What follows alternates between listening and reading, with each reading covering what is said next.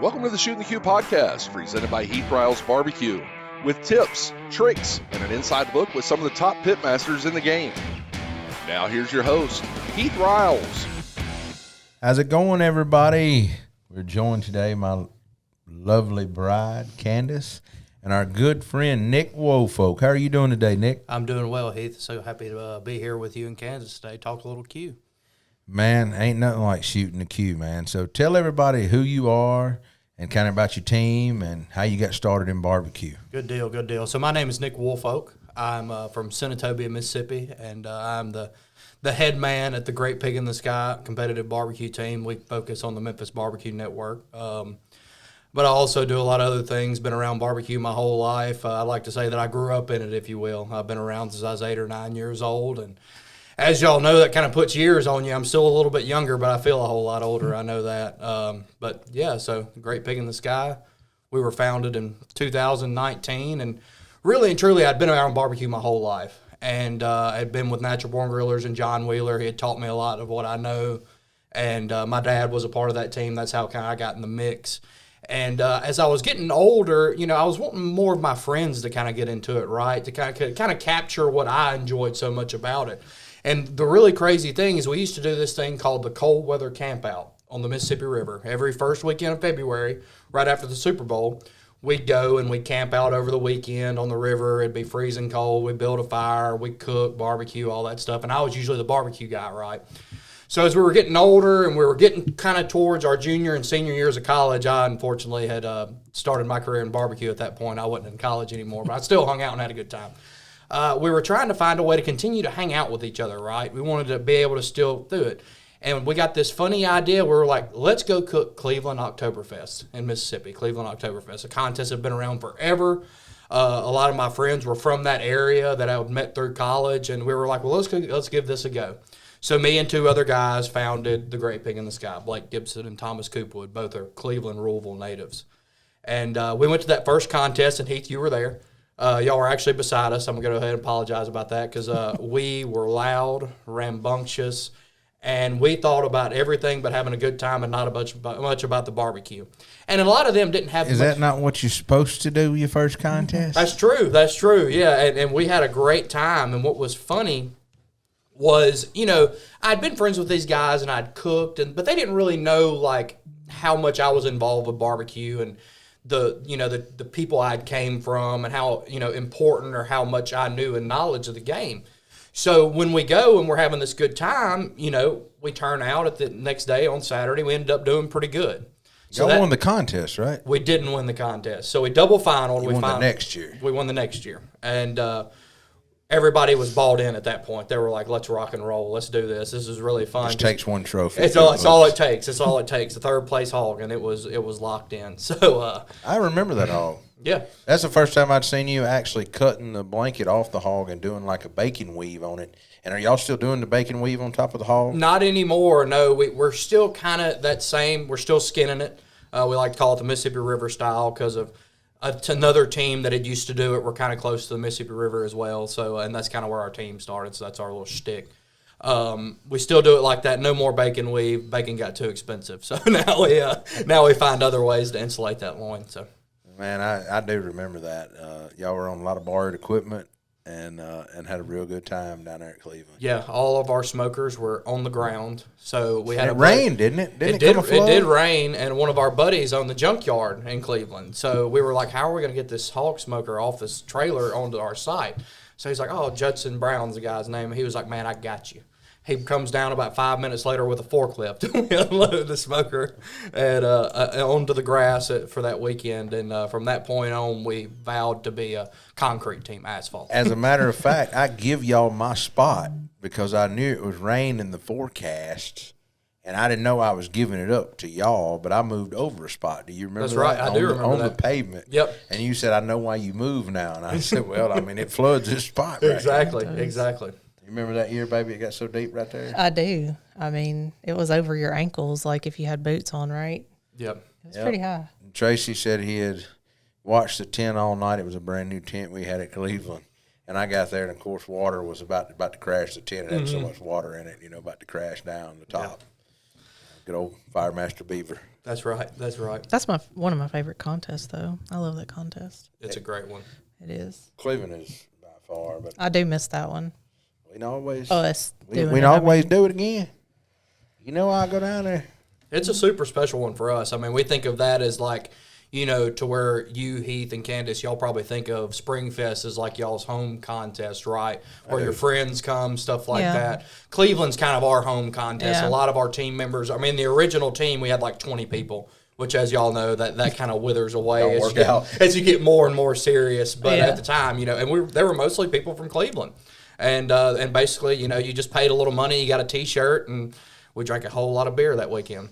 So you used to do the Big Apple Block Party also with John David and Natural Born Grillers, and then it converted over to Memphis Barbecue Company when him and Melissa was partner or still is partners. Yeah, correct. Yeah, and it was still going on. Y'all done that, and then y'all still do some of the Q Fest, right? We still do from time to time. You know, we've kind of stepped back a little bit with my career kind of jumping off, and I've been busy with my work with Operation Barbecue Relief, and John is, you know, kind of got more committed to softball with his youngest daughter, and she's, you know, Politics. got some serious politics as well. So we've kind of taken a step back. We had a whole lot of fun, though, over those years, going to those different places and experienced those different things and met a passel of friends and barbecue family members along the way that I call some of my best friends today. And I tell people that too. Me and Candace talk about it. It's just crazy how going to some of these small towns and like some of the little cafes or restaurants that we made a tradition to go eat at. Cleveland actually has one of them. Yeah, the Speaking little soul of Cleveland, that food little, restaurant? is it still there? I think it is, yes. When I don't We used to remember the always name go of there. it, but you remember when we first started eating there, Yeah. they didn't even have a cash register. You just paid whatever you could pay in a In the basket box when or you went to whatever. leave. Yep. They had prices, but if you couldn't afford it all, but the gentleman owned it said that's okay. He still wanted you to eat and just pay what you wanted to pay. Yep. And I mean, people And it would was make good change food. in the baskets. You remember that? I do. It was wild. But the last time we went there, it wasn't like that yeah, it anymore. wasn't like they had a restaurant. But it's still there. Yeah. Well, college town and Cleveland's just continued to grow and grow. So, I mean, now they Yeah. got, you know, a big high-rise hotel, if you want to call it that, with the balcony view over the town of or city of Cleveland, excuse Yeah. me. So, which hotel? A new hotel. the Cotton House. Oh, yeah, Yep. the Cotton House. Yeah. We haven't stayed there. We also stayed there the first year it was that Oktoberfest happened. It was there, but that quickly got cut on our budget too when our team got a little bit bigger and we couldn't afford 10 hotel rooms. So what are we going to see for the future of Great Pig in the Sky and or just Nick in general? You know, what plans do you have right now? So currently, I guess I could back up before I ask that. You currently work for OBR, correct? Correct. I'm a director of culinary, but I'm focused on the disaster division of Operation Barbecue Relief. So in our disaster relief work, I'm typically the one that's planning out our volunteers, working with the other, directors to make sure we're all good, setting a standard, that we've done so well at setting over the past few years of food relief. So that's kind of where I'm at and where it is. But I still do a lot of other events with them when I'm needed as well. Yeah, needed. Now, how long have you been with Well, you've been helping OBR a long time, but you've been working with OBR. So I was a volunteer with OBR in 2015 was the first time I ever volunteered with them. And then from there, I became an employee in 2019. And at the time, there was not many employees at all. I believe I was the third one hired, and I think we hired like 2 or 3 more in that next year and a half. And we did some really cool things, the Breaking Bread tour, where we toured all over the country and fed food insecure people all the way from L.A. to Tampa, Florida. Very, very cool story. But then I kind of taken a step back. I had an opportunity to help open a restaurant with a group I used to work for out of New York City. And I moved down to West Palm Beach, Florida to help them out with that. And then this little thing called COVID happened. And it put a whole damper on everything. So I ended up back with Operation Barbecue Relief. And this coming February will be my 5 years with the organization as an employee. Wow. That is cool. So what do you have plans of, or what do you have plans of in the future? Let's say, are you going to stick with OBR? Are you going to open a restaurant of your own one of these days, or keep on the barbecue trail and just see where it takes you? Well, I think there's probably 2 answers to this question. First off, obviously, it's been a dream of mine to open a barbecue place of my own. Just somewhere that kind of captures the feeling and the passion that I have for the barbecue and for the fellowship and the whole shooting match, bringing it together, and that's the big thing that draws me to barbecue, not so much as the cooking. But when I was a kid and I first got around it, I was more enthralled by the fellowship, by watching my dad and John Wheeler and the Ken Nottinghams and the Chris Birminghams, all of these people who kind of particularly came from different backgrounds in life, come together and not, being successful cooking, which they were incredibly successful, was one thing, but just watching the fellowship they have for each other, the love they had for each other was really cool to me. And that's something that, with the Great Pig in the Sky, what we tried to capture when we started was, and not that this is a bad thing, but as I was seeing, barbecue was changing in front of me from when I was a kid until a young adult. And it was more going to the, not so much husband and wife teams, but the smaller groups. You've got the one-man bands that do it as well. And all that's good, but I could never do it like that. That's not what draws me in or how I go. I like doing it with my friends. I like sharing the successes. I like sharing the losses. I like being able to do it with the people I love and just everybody being a part of it. Ain't nothing like it, being a part of a team and actually walking across a big stage. And that brings me to something else. You were the head cook of a team at Memphis in May this year. I know financially y'all couldn't cook it, and you got asked to come step up to the plate and be a cook, and you finaled in whole hog this year. We did. At Memphis in May. We did with Barbecue Republic. Fantastic people. That was actually their 30th year down there, too. So it was super, super special to bring that success, something that they had never been a part of before, and all come together. It was a super emotional week, but something else. It was a hoot for sure. Well, also with John David, we've had him on, and John Dalton, them winning the whole thing with a rib that we've all chased and exactly and done. And you've chased it with John David before and was almost there a couple times. And so that feeling, but getting that feeling yourself because you've done it, and you've done it is, incredible on that big stage. It's powerful, and it takes a team, especially down there, and we've kind of found the perfect storm. We had this group of established guys, older guys that had been around the block. They knew Memphis in May. They knew what it took to make things happen because, the front of the house is just as important as the back of the house in Memphis. Yeah. And it's even personified there. So, having that experience there was incredible. And then, taking what we had been working on, in this short period of time, GPITS had came together and putting it down there on the river. And, I think a lot of it is last year we cooked it for the first time as our team, the Great Pig in the Sky. And we didn't do as well as we wanted to do. We were, fair. We had a great hog. It just didn't turn out, But we took it so seriously. We were so, ingrained into wanting to do good and wanting to think. And Can't do that. And we couldn't do it. And we said to ourselves this year is, what? We're going to take in this moment that we've got right now. We're going to do our thing. We're going to cook these hogs. And, however it shakes out, it shakes out. And it just so happened that little relaxation, that little bit of just, taking the stress off and lowering the shoulders a little bit made a world of difference for us. And we found ourselves in an opportunity to do something special, and we still did. We were a little short, but, for our second year out there as a group, as a team, for our core group, I'd say you can't beat that. I completely understand what you're saying because, this year for me, after winning first place rib last year and going back down there, I did feel like I have a ton of weight on my back and pressure. And you know how it is down there, people coming by your booth and congratulating you still from the year before. Oh, yeah. This and that. And we swung hard. Hard. And to be less than a quarter of a point away from a perfect score and be ninth place, I can't be mad. No. How can you – we won our table. We done our job. We just didn't shake out with that other fraction of a point. Cooking ribs at Memphis in May is like going to the casino almost. You gotta.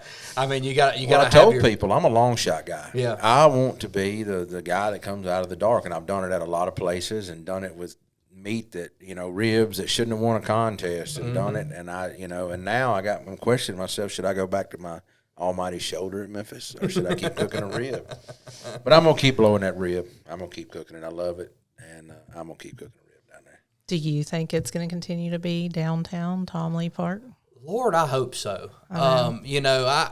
and I was talking to a good friend the other day, and we were having the conversation about Memphis in May and how I felt it went. And I was like, well, first off, when you do good down there, that takes a lot of the little headaches and the little things that, you might have wanted to complain about or be mad about. That kind of gets thrown out the window. You can't really say much bad about it. But I will say, I thought the logistics, the load in, load out process for us in the hog division was seamless. We didn't really have a problem getting loaded in, loaded out. I mean, it was really nice. And I loved it being back down on the river. I'm a huge proponent of it being on the river. It's just something about it that's a special. It's the aura around that park on Saturday morning that I don't think you can quite capture anywhere else. I agree. In general. I mean, I've been fortunate to go to the American Royal and do that and the Houston Livestock Rodeo, but none of it compares to Saturday morning. You going to Jack? I'm not, actually. That's the same weekend as Cleveland Oktoberfest. Oh, man. I know. I feel like that's the closest feeling, in my opinion, that being at the Jack is a close feeling. I believe to it. And the reason, this is going to sound crazy, but I always said to myself that when we do go to the Jack or I go to the Jack or have the opportunity that, I want it to be on our own merit. I want to bring the band GPITS up there, And I love Shane, love John, and I hate that I'm missing out on that opportunity because what's crazy is at Memphis in May especially, and I hate to keep bringing it up, but it was so cool because even though we might have got second place whole hog, it was like we all won because of the time that I had spent with Shane working for him in New York and in Florida. And, the relationships I'd built with Lauren Hirschberg, another guy, Adam, all those guys, Johnny from Ridiculous, and just them having that special moment was just as near as special to me as, our moment, Now, am I going to sit here and say that I'm not disappointed we got second place whole hog? Absolutely not. That's not the point. We were really, we wasn't disappointed. We were happy we were there, but we wish we would have had that last little shake at it. But it was just so cool, so special, and I hate that I'm not gonna get to continue that special run or that grand tour that they're having. But I know they're gonna have a good time, and it's gonna be great for them. Yeah, we're actually gonna be at the Jack. Oh, nice. He said something to me about it. I said, "Yeah, you got a big trip coming up for the Jack now," and he's like, "Yeah, you want to go with me?" And I said, "Well, I'm going, but not with you, I don't think." I said, "We've got a house up there rented, and we're going up there and going to do some media and cool. See some people and talk to friends and old friends, and we're going to carry the baby up and all that, and have a good time." I've heard so many incredible stories about being down there and just the way the contest is ran from the people who put it together to how they take care of you, and then what's like a parade, right, as you go in. Parade. Super cool. I mean, all the teams do. I look forward to that day, and I hope it comes sooner rather than later. But I'll be thankful if it ever does. No doubt about that. So where do we see you in the future? I think you'll see us, GPITS. I mean, we're going to continue to, cook in the Memphis BBQ Network. We really love it there. We love the people. We love going whole hog. All hail the curly tail. And I think that we kind of have taken it upon ourselves a little bit to, try to carry on the tradition of Memphis cooking, if that makes sense. As both of you know, I mean, we carried that torch. Exactly. And Memphis BBQ Network's not something that's very replicable, if you will. There's not a lot of contest organizers out there that will go that extra mile and there's not a lot of places that want to have all that pomp and circumstance come into their town. But because it's a full show. It's a full show, whole shooting match. I mean, from Thursday to Sunday morning, it's a production basically. I think we want to continue doing that and continue competing and just being out there and hopefully, continue to, motivate the next generation to start coming up and having the confidence to give it a shot because, it could be anybody, any Saturday. So, talking about the hog and all that, how many contests y'all plan on cooking next year? Well, we take it season at a time. Right now, we have scheduled for this fall. We're going to try to make at least 6 contests. So it's a pretty good swing because, as all y'all know, and for everybody, most of Memphis BBQ Network's contests are from the 3rd week of September to the 2nd week of November. They fit in they have about 18 contests on the books now, I think, maybe plus or minus a few. And about 12 to 14 of them are in that span. So, you know, you got to kind of get your road dog gear ready when you go that. So we're gonna try to do as much as we can. We're making the big trip to Murfreesboro this year. I was about to ask. That's our. I'm not going to be there, unfortunately. Really? This is the first year we're going to miss it. Believe it or not, there's no way I could get back and get there in time. I don't think we won't be leaving Orlando till that Friday, flying back here. Oh man, We will be doing the Ace Hardware Trade Show this year. Ah, yeah, I've heard that's a big thing too. Ace Hardware Show. I'm going to win a Grand Championship regardless, so I'm going to Ace Hardware. Exactly. Trade Show. Exactly. I need to see those 5,800 vendors. Yeah, 100%. I don't blame you there one bit. Yeah, but we're pumped. I mean, we've done the Galax thing, which is probably my favorite contest. We went and did that trek down to the Pig Jig. So this is our next totem, our next little cross off we're hoping to get. So I got to ask, are you going back to the jig? That one is up in the air right now. If I had to say, if we have a maybe list and we have a yes list, that one's pretty low on the maybe list. We depend on. I mean, it's a great contest. And the funniest thing is it's kind of a running joke on our team because we went down there the first time, and fortunately we did really well and won Grand Champion. And we said at that contest that day after we had double finaled, we were like, you know what? Like if we happen to mess around and win Grand here, we're going to buy a permanent spot, and we're coming back here every year after that.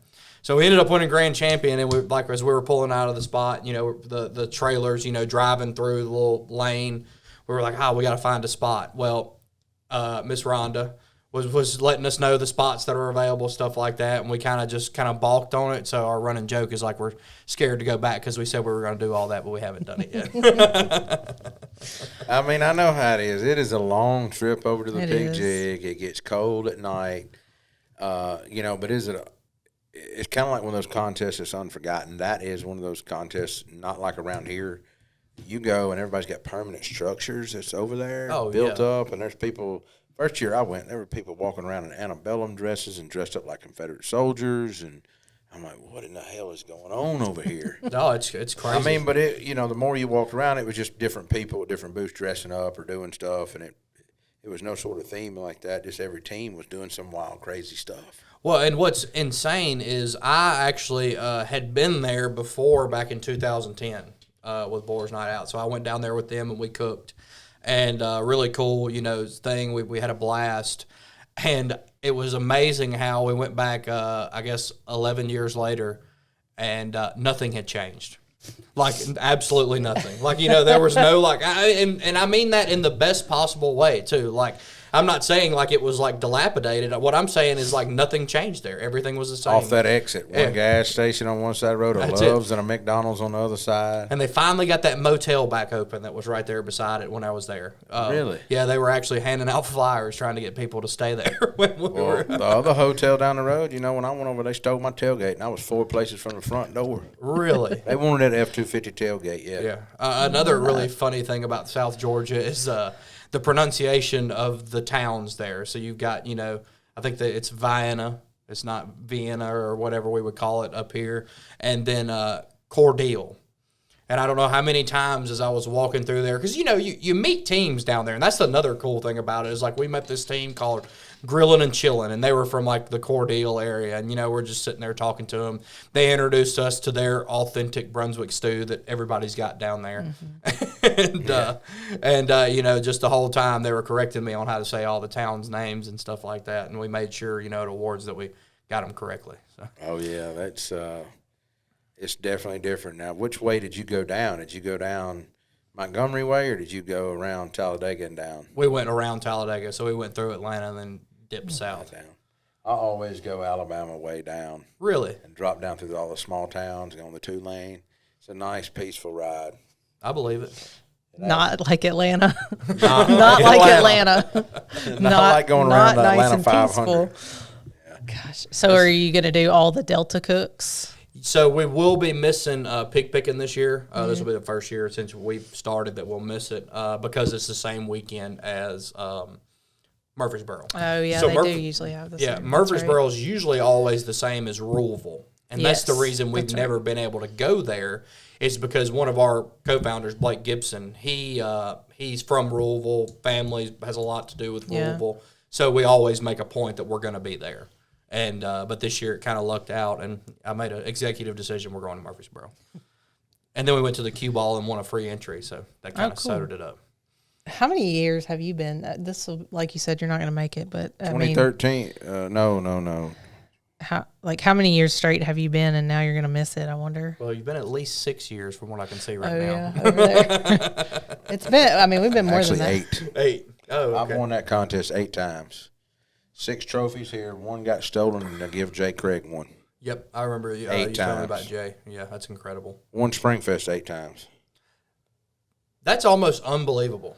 You know what I mean? Like I just, I don't know. You just don't, don't hear that very often. In a short span of years. Oh, I know. That's what you got to ask yourself. You were doubling up with because did you double up there twice? Only once, unfortunately. Yeah, but I was first and third one time. Gotcha. Grand and like third overall in KCBS. I've done that at Murfreesboro too, a first and a third overall. Really? And in a grand and a grand. And then Galax, you did. Grand and reserve. Yeah, Grand and Reserve. I feel like we say that wrong too, because sometimes like talking about saying towns wrong, like is it really Galax? Because I feel like sometimes people from Virginia that I'm talking about, they look at me and they're like, "Oh, do you mean?" And I forget how they say it. So I don't know if I say it wrong or if I don't know. I'm not sure. That's a good point though. I know what you're saying. I've heard that before. I've heard it pronounced differently, and I'm like, oh well, maybe it's just my Southern Mississippi way. I know. I'm going to be the first to admit I chop up words all. Oh yeah, you don't know how to talk. He doesn't know how to talk. He doesn't spell very well. I mean, ever since iPhones come out with spell check, dude, held a handbag. I don't know what's going on. Yeah, I'd blame it on that too. I can't spell too. nothing anymore. I can't use it. I mean, I used to do math. Yeah. I was a valedictorian, for God's sakes. Now look at me. I use a calculator and computer every day. Was that at Hickory Flat? Yeah, it was. Nice. Why are you talking about me? Not in high school. Yeah, I won that in middle school. Middle school. How many were there? Like 12 in your class, probably? There were actually 31 at that time. All y'all big school people. I graduated with a class of 25 people, so 25 people. Yep. See, less than me. Yep. You was in a private school. I was in a public school. Yep. It's funny, and I'm sure you already know this. I grew up going to Ashland, that area, my whole life. That's where our hunting camps were and stuff like that. So that was like I know. Nothing's still there. Not even a red light still. Hey, you remember that Mexican restaurant, though? Oh, yeah, vividly. All right, so I'm glad we brought this up. So Nick's cooked with several people throughout the years and went, you know what I mean, and different ones, and different people's cooked with him, I guess is a better way to put it, because you was cooking basically, and Rob Merriam would come cook with you. Yeah. I mean, different ones. You were cooking KCBS events, whatever. We did a summer KCBS. We went to Ashland. Yep. And there was a Mexican joint that opened up in an old Dollar General location. The first red flag is it's a Mexican joint in Ashland. Yeah, exactly. But the best part was, what was it that you ordered that had the sliced cheese on it? I don't know. It was like was it chicken, cheese, and rice? It might have been what there's it was. a photo somewhere. Yeah. I think it was chicken, cheese, and rice. And the cheese was legitimately the cheapest folded American wasn't slice. Folded. It was just a a craft single, but it probably wasn't craft. Like when they popped it in the microwave, like how that stuff really don't melt. Yeah, like it was really just- didn't It melt. oozes. It went around to me. It was just a square of yellow cheese at the Ashland Mexican restaurant. Hell of a meal, wasn't it? Yep. Welcome to Ashland, Mississippi. Those were good times. And then I remember another time that we went to Nashville, and we were cooking the big event up there, the double. You remember that? Or was it it was a double. And y'all left the wing on the trailer open. Oh, that was I was not there actually. Oh, you it was Devin, wasn't That was it? Devin and was Rob. Devin. Yep. They ripped the gull wing off the trailer. Didn't know what happened to it. Yeah, so on a porch trailer, you got gull wings, right? It closes down. They left one open and blew by us fine, and it threw it right off. I remember getting the that. trailer getting back, and we're like, "How did this happen?" Like, 'cause I wasn't there. I don't remember. Me and John were doing something that weekend, and it was Devin. John Dalton went on that trip, and Rob Marion, and they went and cooked up. Was that?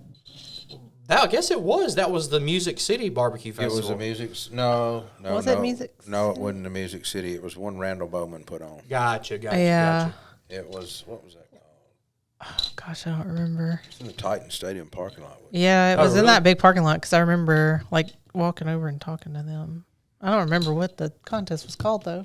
Because that's where I won the golden ticket for dessert there to go to World Food. I don't remember the name of it. I don't either. I wasn't there though. I want to make that very clear. I've had a lot of screw ups myself, but that's the one I can't claim. So, poll last year, how many tires y'all blow? You want to do it over under? 10. It's under that. We were right at 7. Wow. 7 tires. Yeah, we blew 5 on the way to Galax. Y'all had 5 flats on the way to Galax? On the way, yeah. So we had all 4 tires. Eventually, one of them blew out. We were we just went over the Tennessee River actually, on 40, headed to Galax, and one of the tires blew out, and we were like, dang. So that first one, we were like a NASCAR pit crew. I mean, we out, gone, done. I mean, I think in 2 minutes and 30 seconds we were back on the road. So we go about, I don't know, I guess we get to Nashville, and I look back, and two tires are barely holding there. So we pull over, and luckily we had 2 trailers going, so we actually had 3 spares at the time. We had 2 spares on the big trailer, 1 on the other one, and got that fixed. By the time we almost got to Knoxville, those 2 tires shredded, and then another one almost went flat. So we got that changed. I think we went about 30 more miles, got a hotel. And then, actually, we didn't even make it to Knoxville. We stopped in Crossville. Stopped in Crossville for the night, and we were like, the first thing we got to do is go find a tire place. So we got up that morning, went and got 6 brand new tires. And then the funniest story about all of this is this weekend will be the first time we've used that trailer since then. Really? Yep. Which trailer was it? The silver one. Yeah. That trailer has had some But I'm going to tell you something. If you blow those tires, I can see why. Because when I seen it at Springfest, it looked pretty rough. It had like 2 matching wheels and 2 not matching wheels. Yeah, well. Has it got all matching wheels on it now? Yeah, it does actually. Yes. Yeah. I think. Maybe. So, before wrapping up today, you got to tell me, what is the best story you've got in barbecue that's happened to you or your team so far since been cooking? Because everybody's got that one story or that one thing that's always happened. So let me preface this is, being around barbecue as long as I have a lot of crazy stories. I'm probably in a couple of them. More than a few, absolutely. Thinking about when we cooked in Marietta, Georgia that time in the Jaeger machine. I don't know if you remember that. That was a good one, too. Oh, when we got it from the bar? Yeah. Off the Jaeger machine in the bar? Yeah, that was a good one. But no, probably for GPITS was, so we talked about our first contest was Cleveland Oktoberfest. Well, we were all gung-ho, right, ready to get after it. We're going to start cooking contests. Well, once again, the COVID pandemic hit. So all the contests got canceled that year. So we kind of it's not that we didn't want to cook. It just kind of died real fast. So we decided Water Valley, Mississippi, which is coming up here pretty soon this weekend, was going to be our first cook back out. And a guy, Ross Capwell, who's one of the mentors of GPITS, he kind of helped push us getting it back into it, and he was a big help and big supporter. But anyway, we cooked the contest, and in GPITS fashion, we had a really, really good time Friday night. I had a blast. The many beers consumed because it's so hot outside, right? You got to stay hydrated. So that contest is miserably hot. We just drank a lot of beer because we figured that would keep us hydrated. So anyway, I ended up taking a little nap in my truck with all the windows down, and at some point we had all ended up pulling our vehicles around the trailer, and we're all parked, and everybody was sleeping in their own trucks, like feet hanging out, everything. It was a sight for somebody to walk up at probably 6 o'clock in the morning and see this. May or may not have had somebody walk around with just an apron on. May or may not have gave somebody some white wall tires because they didn't have any.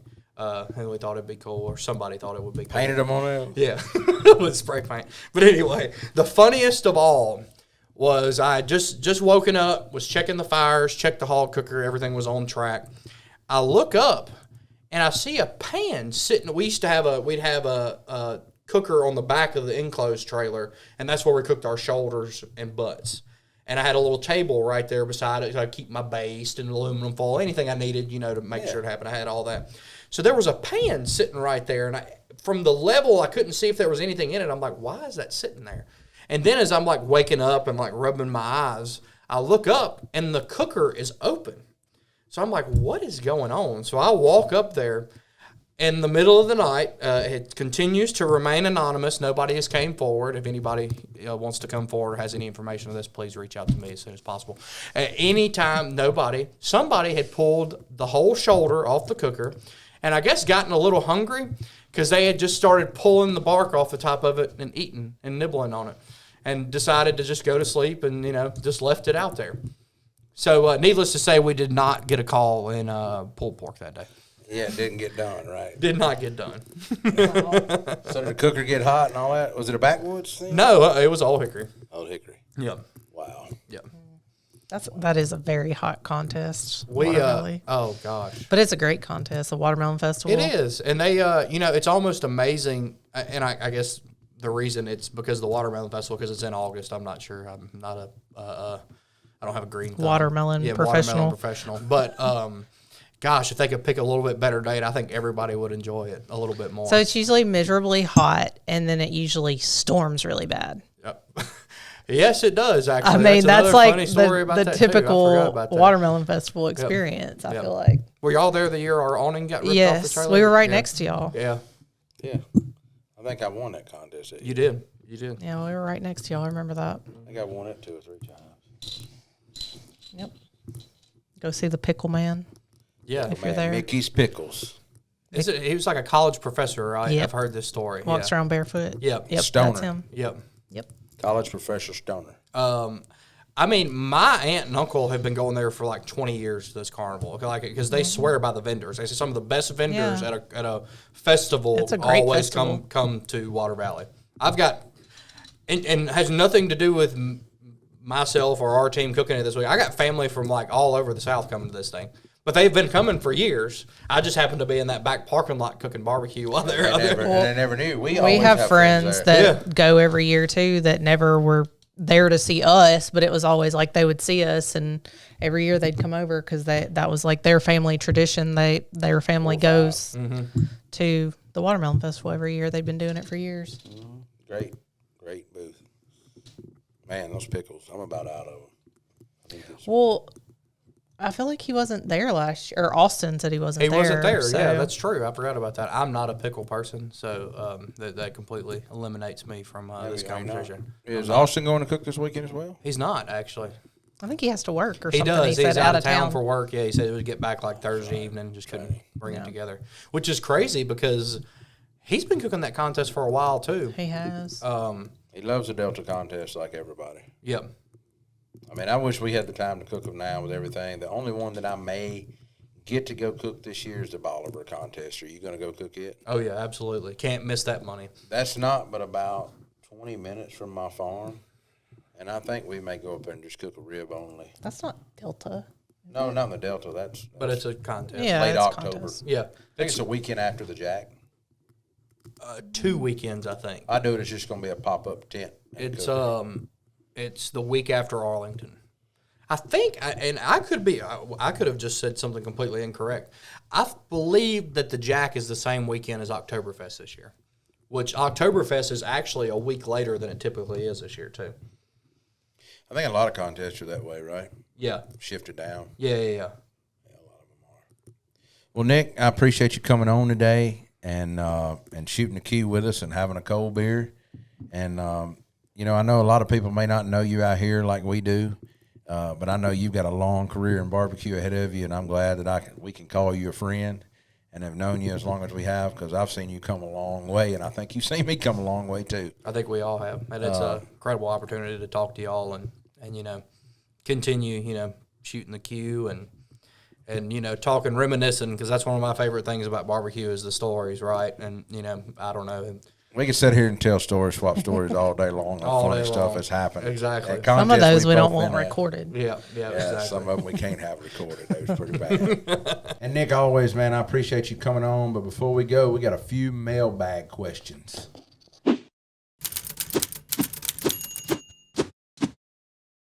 All right. What do you do with all the leftover racks of ribs when you're practicing for competitions?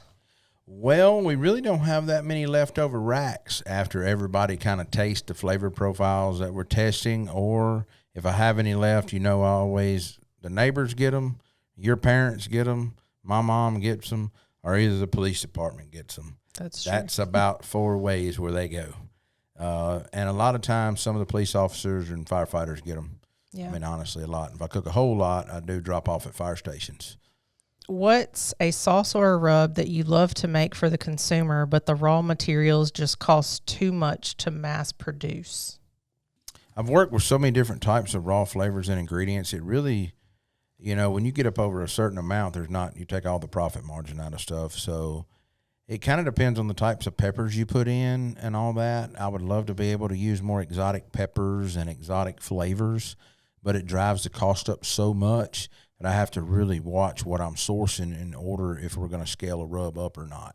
If I'm releasing just a small bit, it don't matter. But if you're going to release it to the masses, you need to be able to make sure they can produce the spices or whatever it is that you need. For KCBS ribs, brine, inject, or both? If brining, how long do you soak using your brine mix? I usually go somewhere between 2 and 4 hours if I'm brining. It does not hurt to go longer than that. What I have noticed, though, I have brined and injected. I can't tell a huge difference, so I would say do one or the other. But it's completely personal preference, and it also boils back to the type of ribs you're cooking, too. We cook Prairie Fresh Primes, which is a really high-grade product, cooks very well. But there are some other people out there that produce ribs that are really good ribs, too. You just got to find what works for you in your region. I feel like this question comes up a lot. I know you've answered it, but maybe not lately, about butter bath. Basically, if they mix it in advance with water, does it need to be refrigerated or is it okay sitting out? They basically said they're hoping to pre-mix it. However, they always run out of room in the refrigerator. I would honestly say it would need to be in the refrigerator simply because it has milk powder in it, to make the butter and stuff. So, yes, I would refrigerate it, and I wouldn't use it up to 7 days in the refrigerator, no problem. Now, when you do put it in the fridge, it is going to thicken up, so keep that in mind. Yeah. With the xanthan gum in it, used as a thickener, it is going to thicken up, so just remember that. All right, last question. What's your opinion of reverse flow smokers? Reverse flow smokers are great. Reverse smokers are great. Reverse flow smokers. Reverse flow smokers are great. Let's try this again.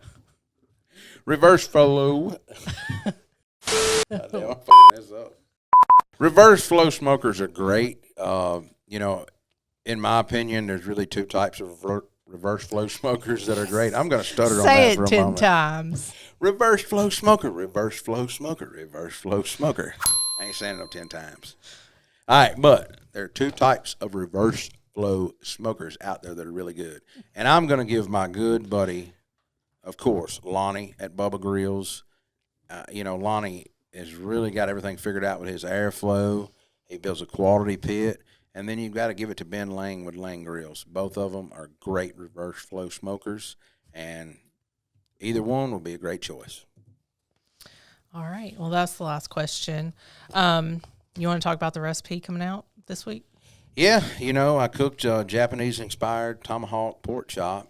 Kevin Green sent us some pork chops. I think he sent me and Malcolm, honestly, 2 identical boxes, and I think Malcolm cooked all of his stuff at once, and mine was still frozen, so I kind of started working on some of my beef and got the pork chops out, and I cooked on a Weber grill, and I kept it simple. I seasoned with my simple citrus, and I'm friends with one of the Kinder founders, believe it or not, and I seen their Japanese-inspired barbecue sauce that they come out with at Kroger, and so I picked up a bottle, and I can tell you I really like it. It's really good. It's a good Asian-style sauce.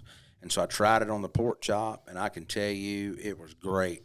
It worked very well with the W sauce that we kind of smeared on the pork chop before we seasoned it. But I love the Asian flair and zing that Kinder's barbecue sauce gives everything. Really liked it. And, we tried to cook that thing a good medium rare, and it was perfect pork chop. What did you think about it when we ate it? Well, I like pork, but I don't like, it's not my favorite anymore. I feel like I'm to the point of, it's good. It's just not my favorite, but it was good. I do like, I like when you take an Asian flair, kind of like you're saying too, to make it different. It's not the same, just barbecue. So that makes it different. So, well, you never like barbecue pork chops anymore. I've kind of burnt you out, I guess. It's just pork in general. I feel like, we've been together for 15 years and I've been eating ribs and shoulder and hog. And how much pork can you really eat? But also, I did want to add, you did say Kevin Green, but just in case anybody is watching that isn't familiar with Kevin, that's the butcher shop in Pensacola, Florida. He ships all over for anybody interested. I just wanted to just reach out to him and he'll take care of you. Does real well. He will. We actually visited there recently. We barely missed him though. I know. We got some of the good Japanese beef from him. It was real good, that Wagyu. It was. Well, look, we're out of time today. Appreciate Nick for coming on and joining us today. Answered a lot of questions, finding out about him and the Great Pig in the Sky. Remember, if you like tuning in and watching us, we'll be back next week with another podcast. Be sure to keep your fires hot and your beers cold. We'll see you next week. Thank you for tuning in to the Shootin' the Q podcast. If you have any comments or suggestions for future episodes, please feel free to reach out to us on our social media channels or through our website. Don't forget to subscribe to our podcast on your favorite platform. Leave us a review if you enjoyed the show. Until next time, keep shooting the Q.